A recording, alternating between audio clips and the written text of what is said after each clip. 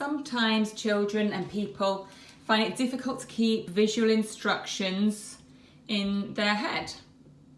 That's sometimes because their working memory has become overloaded. Their working memory is how much information you can keep in your head in the here and now and keep track of what you're meant to be doing. Okay, if that is a bit of a challenge, what we can do is make sure that rather than trying to expect the child to keep it in their head, we can have it visually in front of the child with a predictable format that they get used to following, so they know that once they finish 1 they go on to 2 and then 3, or however many you think is relevant for this child. Because if the information is out there, they can refer back to it. If it's there, they don't need to keep it in their head, freeing up their head space, their working memory for the stuff they're trying to actually learn. So let's have a look at this task. The child has a sentence to critique. The cat were very fat. That's not quite right.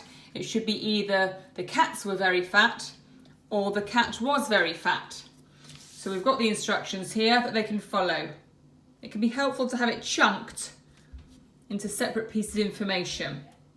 Okay, so they can see the different sections of the task they need to do.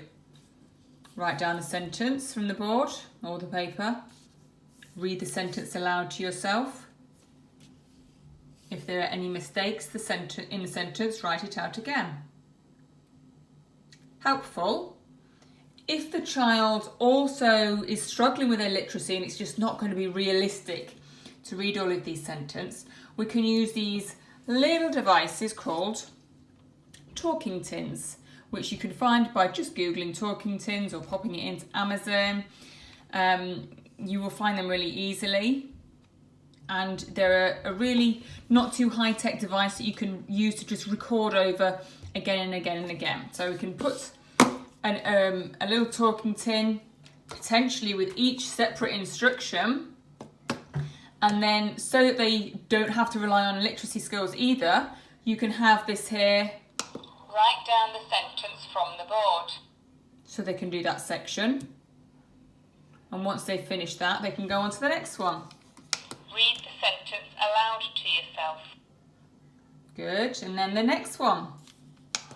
If there are any mistakes in the sentence, write it again correctly. You might feel it's overkill to have 3 separate ones, but it really does keep the separate sections chunked individually, which means the child doesn't need to keep track of where they are. If you had it as one continuous stream, the child might think, oh, how far have I got again? Did I do 1 and 2? I can't remember.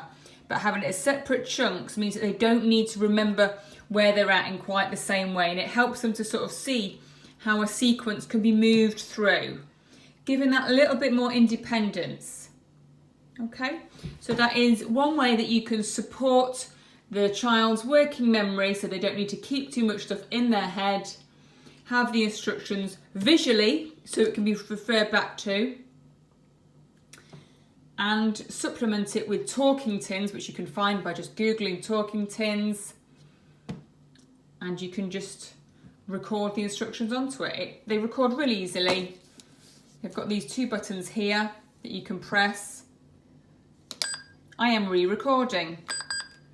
And then press it again here. I am re-recording.